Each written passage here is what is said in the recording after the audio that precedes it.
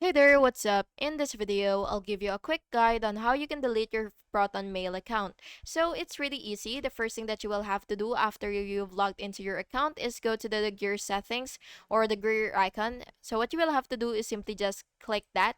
And what you will have to do is you will scroll down a little. And it may vary, by the way, depending on your layout.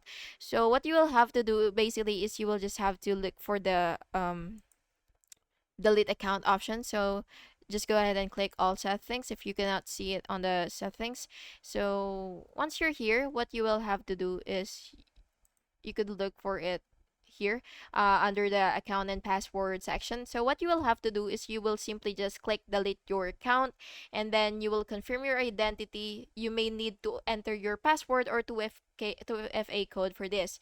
And in order for you to confirm the deletion, you will just have to click delete account and follow the prompts carefully.